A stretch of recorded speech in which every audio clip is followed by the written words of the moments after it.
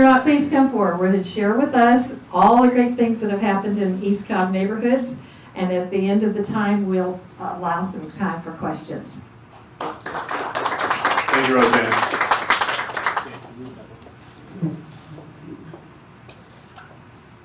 Thank you, everybody, for having me. It's kind of weird when you see something that says final presentation. It's like, ooh.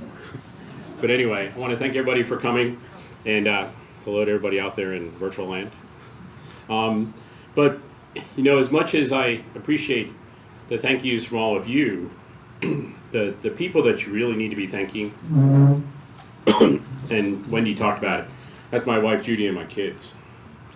When I got elected, my kids were 8 and 10. They are now 21 and 23, and they're a whole lot different. And they put up with a whole lot, as you're going to see. So, you know, a lot of special thanks goes out to them. And then the other thing is, you know, you call Commissioner Ott's office. Well, you don't normally get me first. You get my assistant. And I've had 3 wonderful assistants. Renee Nichols started with me in 2009 and went till 2013. Then Thea Powell, double duty, right? She was with me when Renee retired until 2015. And then Kim Swanson, who's been with me the last 5 years. So I have to say that Kim and I are both counting the days. But it's a lot of wonderful things that have happened. And so when I started putting this together, I realized why I always seemed like I was running like 1,000,000 miles an hour. So it's really exciting. We'll see if we can figure this out. Which button do I push? I fly airplanes. The arrow? Oh, there we go. Oh, there we go. All right. So indeed, it has been a ride. So first, let's talk about economic development. Of course, the granddaddy of them all was the Braves coming to Cobb County. You know, we all know what's there, but the impact that you're going to see is just unbelievable what has happened. As you can see, it's become a destination. Everybody comes there, and of course, you know, we love it when they're doing well. But here's some of the really cool things, because it just didn't get a stadium. We have the ThyssenKrupp elevator tower coming, which is scheduled to open in 2022. Silver Spots Theater is finished, and as soon as movie theaters can kind of get back into action, they'll be back. And the newest addition, for those of you that have been to New Orleans or Savannah, is Fat Tuesdays. Had to change the law a little bit to allow them to be there, but they're going to be coming also. These maps we did in 2017, but I think they kind of paint the picture. The map, this is commercial property values. The map on the left is prior to the Braves. The map on the right is after the Braves.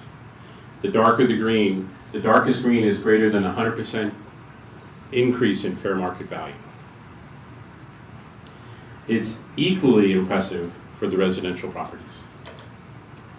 Now, just so you know, my house is right here, and it is in green. So, I mean, it had a huge impact, not just around the stadium, but then outside of that area. But let's talk about what the real impact was, and it's all about jobs. Here's just kind of some of the companies that have either set up shop in the county or expanded their operations. But I think more impressive is the list that Dana worked out for me. And we're not going to read through every one. I'm going to let you see them. But these are by years. And you see the column for jobs and the economic impact to the district. This is not the county. This is the district.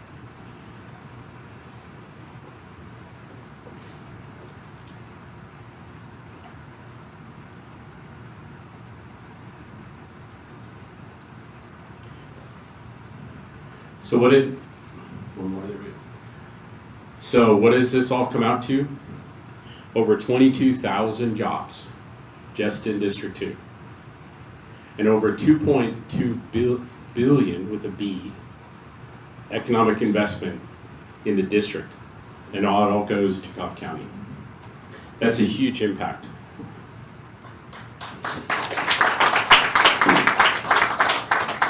And it doesn't stop kind of on the commercial side. As Wendy and Tom told you, we have a great resurgence now.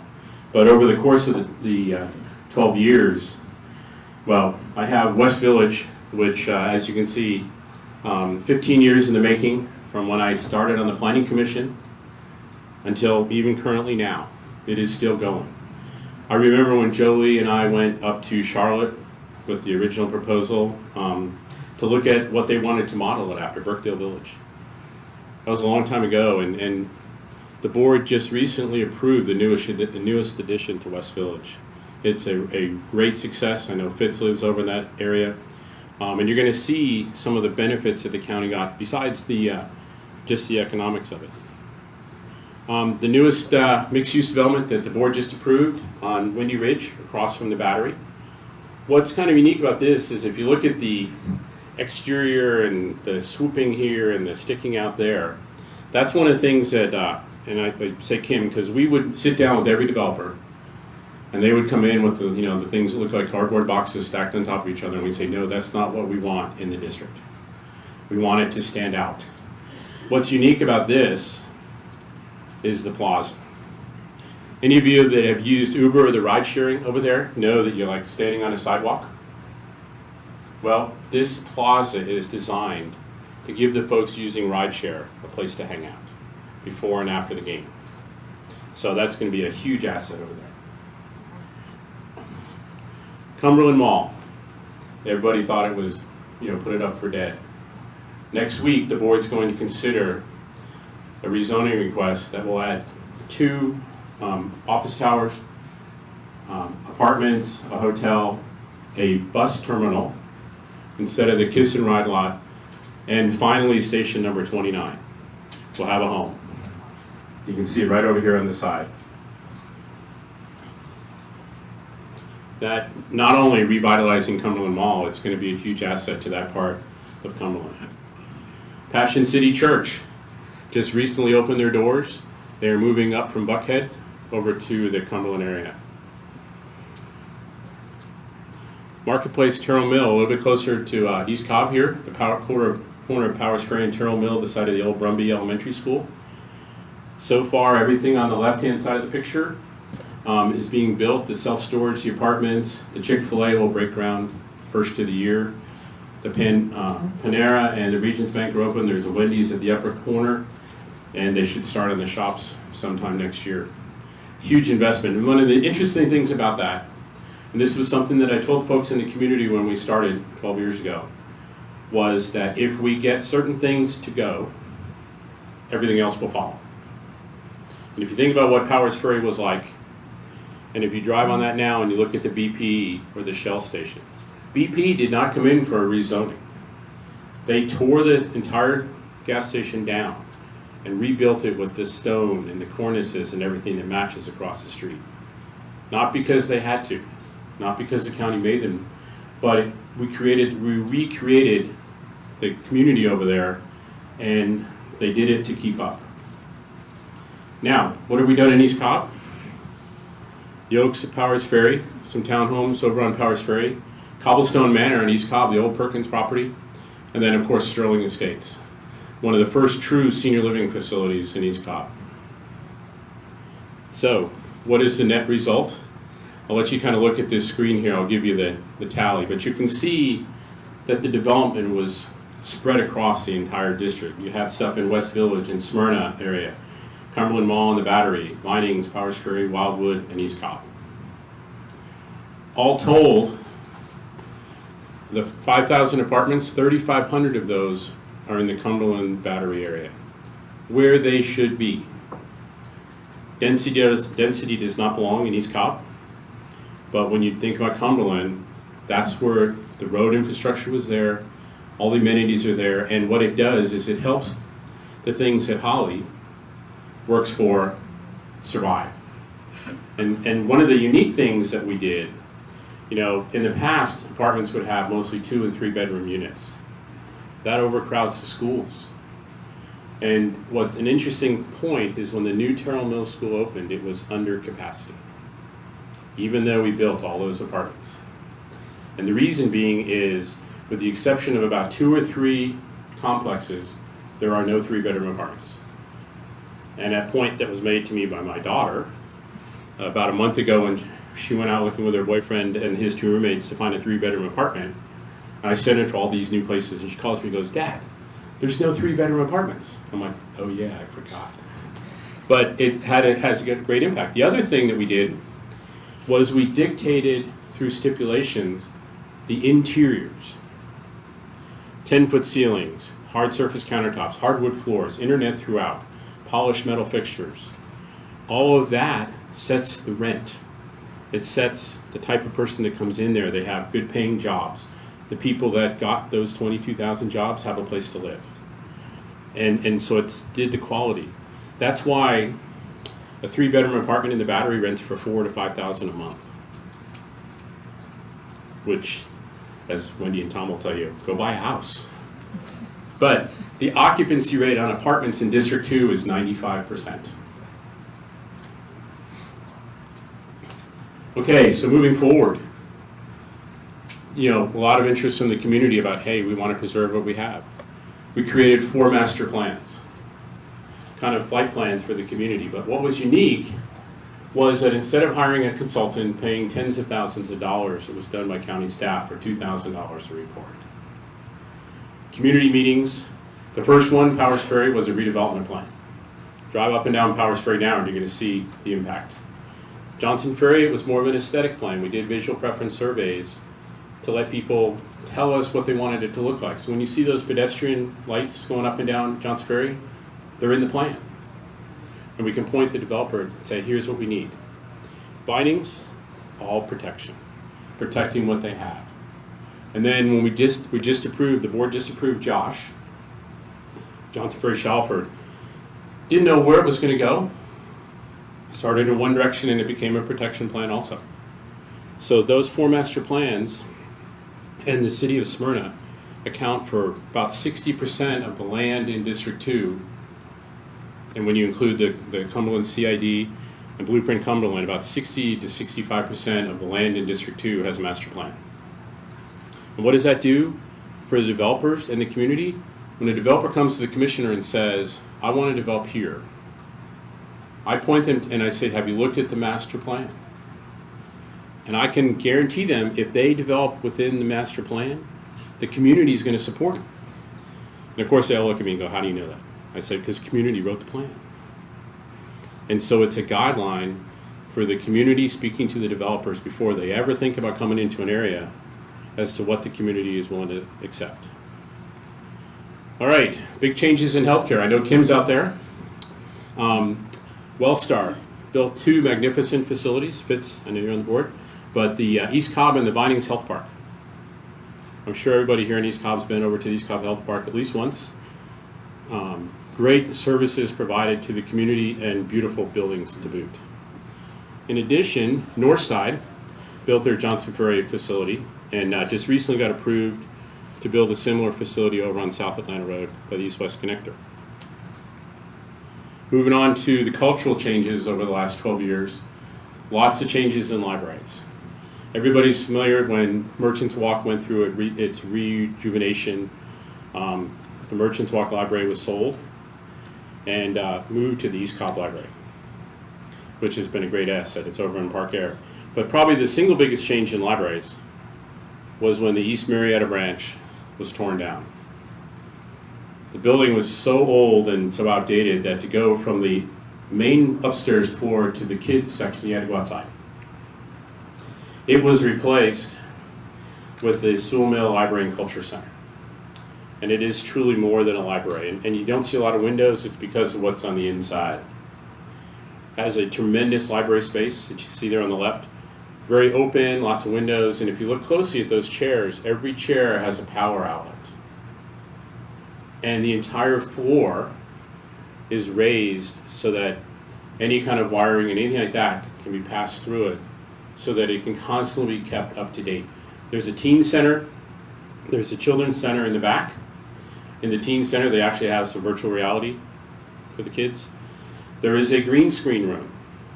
So if you want to make a video, and you want to use green screen technology, it's in the library with the software on the computers to do it. So if you want to try your hand at, instead of paying somebody to do it, it's all there. There is a recording studio with the instruments. There is an outdoor amphitheater and an indoor black box theater and an art gallery. Additionally, there's a pottery room with like 12 potter's wheels. There's a jewelry craft center. Yeah, say that word 10 times fast. And there is another craft room, and there's a coffee shop. So it is truly not just a library anymore. It's a huge asset. And the final change that's kind of in the works is the Lewis A. Ray. The upper left corner is the existing library. The lower left corner is the present state of the construction. And then the picture on the right is what it's going to look like when it's all in place. The unique thing about this library is that part of the stipulations that the developer put in place for West Village was the 3,000 square feet for the library was donated to the county. And they're doing a lot of the finishing out. Basically, when the county gets the library, it will have the sheetrock, the HVAC, and all of those things already there. And the chairman keeps telling me, he says, if you keep going, they're going to be buying the books. So, not to be outdone by the libraries, parks have been following along. And of course, the big one for East Cobb is the purchase of the Truist property, or part of it. So this slide here shows you what part the county now owns. Roughly about half of it. Most of it the county bought. Some of it was donated by Mrs. Tritt. But the significant part is that the county has first right of refusal on the remaining acreage. And I'm not advocating because I'm not allowed to advocate, however, what I put for the community impact section in the SPLOST that each commissioner had, I put $8 million to purchase the rest. And then there's Hyde Farm, one of my favorites, kind of a gem in hiding in East Cobb. SPLOST money was spent to renovate or restore all of the buildings. This is the homestead on the left. The lake is stocked, and you might have seen the article in both papers. There are now signs at every lake in the county with little QR windows that if you put your phone up to it, it tells you all the fish that are in the lake, how many you can take, and how big they have to be, and then you put them back in. And it also gives you an opportunity to put in if you catch a really big one. And that's Hyde Farm on the right. Now, some of you may think that the picture on the left is Jack or Jill. You know, Dick Yarborough wrote a little bit about, their open letter to us about a other business item coming up, but that is indeed Nellie and one of the Hyde brothers. So it is not Jack and Jill. And then on the right just kind of shows you what the buildings looked like before the county restored them. You can see some of the posts on the corner. We had to put those up so the buildings didn't fall down. And this is why I was hoping Joanne would be here. Thank you to the efforts of Commissioner Burrell and the Friends of Mabry Park. East Cobb has Mabry Park. It just happens to be in District 2, but all the work and credit goes to Commissioner Burrell and the Friends of Mabry Park. It has the pavilions and multiple trails. It has an interesting playground for the kids, and then the barn, and you can see the bridge that crosses over to the trails. Speaking of bridges, the granddaddy of bridges, I guess, in the district was the I-285 pedestrian bridge. You can see the construction on the right, and how it's used, well, not today, but how it's used when we're out of the pandemic. The list on the left is all the bridges, some of them pretty major, that were either totally replaced or significantly improved. In particular, the 285 Atlanta Road interchange, that was hugely impactful down where Fitz lives. But for the folks in East Cobb, the one on the right, that's the bridge over Soap Creek.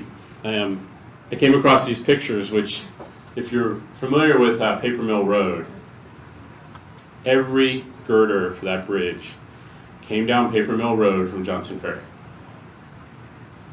And if you look at the lower right picture, when they got to a certain distance, now remember that those steep curves that went down to the bridge? The driver would get out of the cab, go to the back, pull this box of the cord attached to the back of the truck, and the guy literally drove the truck from the back all the way down around the curve and took the girder down there. And that's what he's getting ready to do on that right-hand picture. Every single girder. And you can see up there, upper right there was about 4 or 5 girders that had to come down, and you can kind of see how long they were. So quite the feat. Here's what the old one looked like and the new one compared. I mean, the old one, it's unbelievable that now that bridge was standing prior to the flood in '09. And as a matter of fact, on the night of the flood, when I was out with the police, the water was about a foot below that bridge. But that's what the old bridge looked like. Roads and sidewalks. Everybody wants their street repaved, but in 12 years in District 2, we've done 642 streets, about 216 miles, which for you map people is from here to Nashville. The sidewalks, we've done just about 6.3 miles, which is, for the runners in the room, just a little longer than the Peachtree Road Race. So, even though it may seem like the county doesn't do a lot of paving, that's a lot of roads. And if you keep in mind, too, that the county has about 2,500 miles of roads. The only new road in the current SPLOST is the Windy Hill Terrell Mill Connector. The list on the left is the different roads that have been either widened, improved, but the picture is an aerial view of the new Windy Hill Terrell Mill Connector that goes Terrell Mill at Bentley Road to Windy Hill Road by Interstate North by the Massage Envy. So this picture here is, if that curve to the right is the one that then curves up to Bentley. So that would be the picture on the left. And then the picture on the right is the section after that. And it pretty much, what's kind of neat about it, it's going to be a 4-lane road, 2 lanes in each direction with a landscape median in the middle, a trail on one side, a sidewalk on the other. But as you can see, it's literally carved through the woods. It's going to be a really nice addition. Some of the major events that happened in the last 12 years. The Great Recession, of course, no one can forget that. But what was interesting when I was putting this together, you can see that SPLOST collections and hotel motel kind of fell about the same, about 14 to 15%. The red dashed line is how long it took to get back to the pre-recession numbers. So you can see on the SPLOST collections, it took basically 5 years, from '07 to 2012. For the hotel motel, for Holly's industry, it was till 2014, 7 years. So I mean, even though it's a nice graph going up, it took us 7 years to get back to where we had been. But then look at where we got to. The '09 flood. I had been a commissioner for 9 months. And it was a 750-year event. The water over in Cochise Drive was up to the 2nd floor. The river rose 29 feet above flood stage. The picture on the left is Cochise Drive. And the picture on the right, of course, is the river. I mean, we just don't see the river like that anymore, luckily. And who can forget Snowmageddon? The little blue circle on the left is me leaving a chamber event. I live about 2 miles from the Galleria. It took 5.5 hours to go from that little blue dot to my house. The picture on the far right is Johnson Ferry, when it was a sheet of ice. Everybody remembers that was just a nightmare. And you can see in the picture on the left, the rust-colored red, how every road was just totally shut down. 2015 was redistricting. For District 2, it meant losing, I had about 85% of Smyrna, and then I went down to representing about 50% and gained a significant portion of Northeast Cobb. And then, of course, the infamous East Cobb pipeline. Everybody remembers, and there's actually, I don't know, if you don't live in Indian Hills, you don't know about it, but the little brother is on its way. going through people's yards, and so that's actually being worked on right now, and that'll get started soon. But you can see the path, basically went from the Quarles plant across 75 and then goes over towards 41. Now this one was kind of fun. I don't know how many people got out there. Big air at SunTrust Park. Not very often you get ski jumping and aerobatics in Georgia. But I forget how many tons of snow. And they actually made the snow there. But this was at the battery or the park. And the video on the right will kind of show you what they did.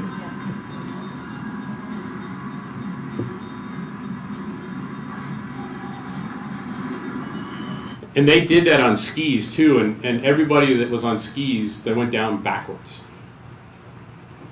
I'm going, you're out of your mind. So some of my personal favorites over the last 12 years.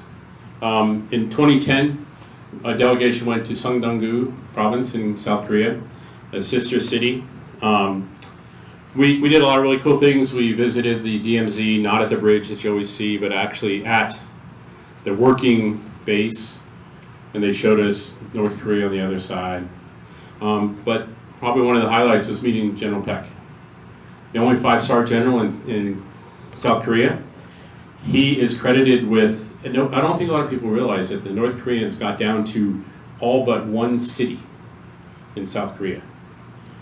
And the general was credited with pushing them all the way back to the 38th parallel. So that was a special treat. Opening day, of course, huge for the county and a lot of fun. On a different day, I've actually participated in holding that flag. It takes 148 people. The flag is the size of a football field. Another one was getting put in the fire tower. You got suited up, and of course they made it as hot as possible, about 1,300 degrees. And we went in the second floor and had to come down the stairs, which you have to do on your butt, all the way around, dragging this hose, and then go across the room, and you could barely see anything till you get to the fire.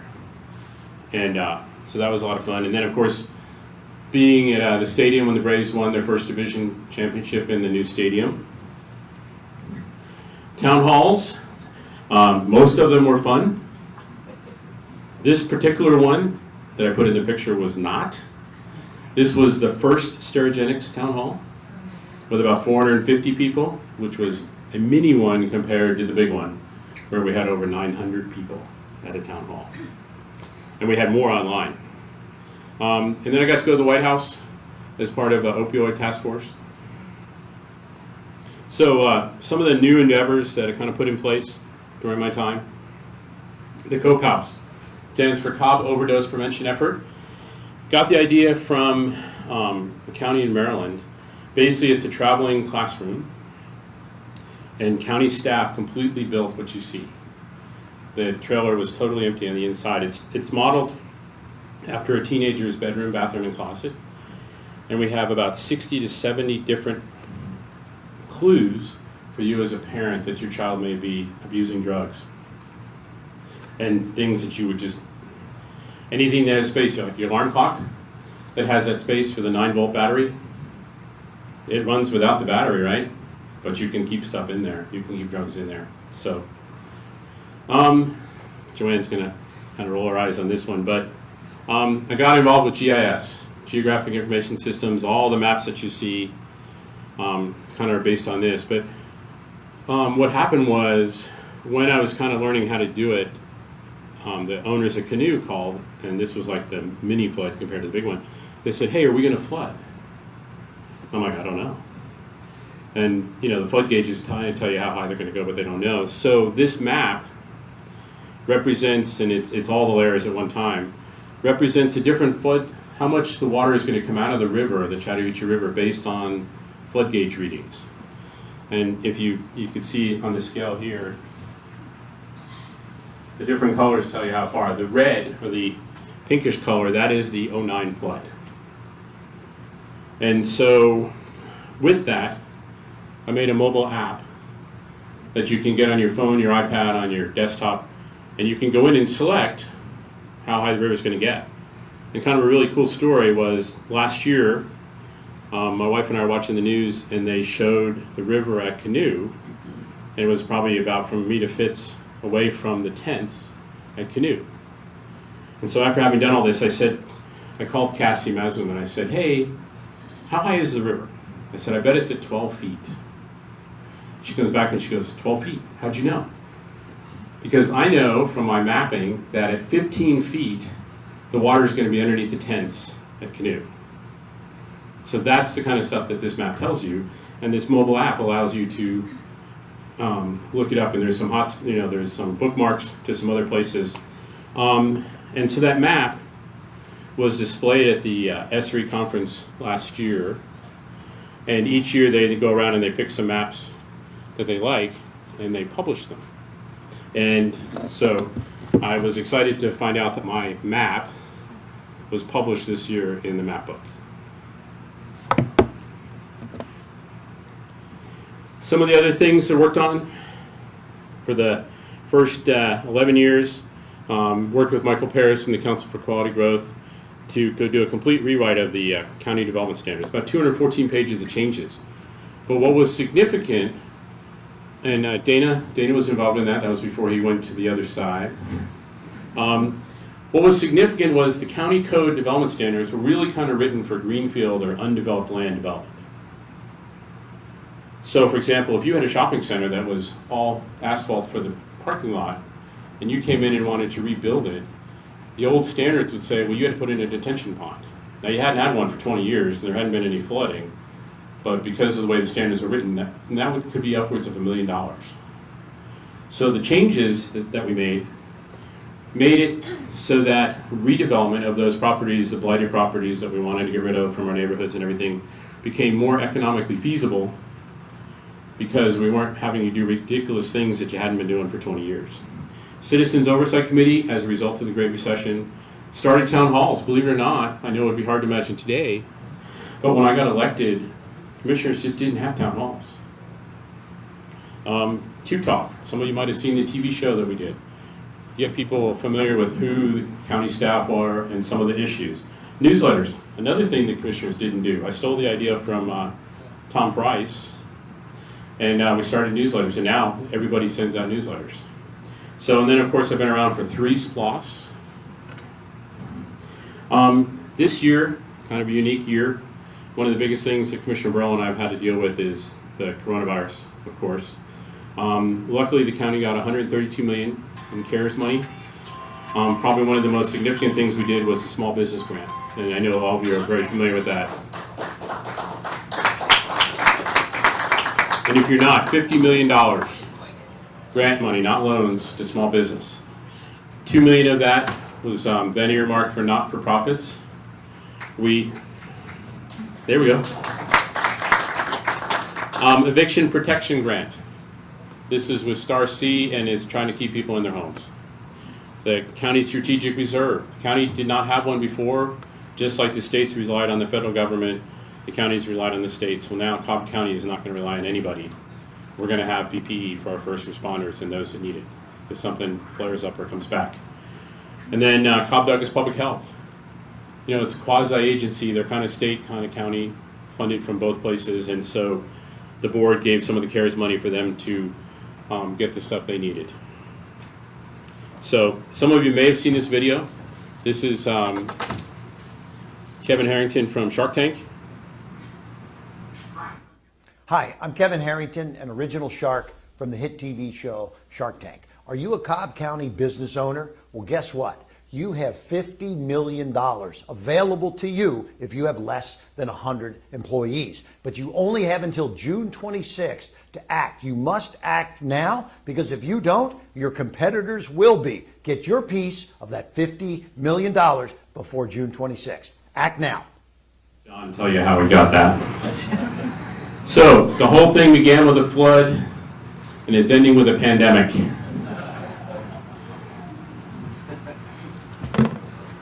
So, thanks for the memories.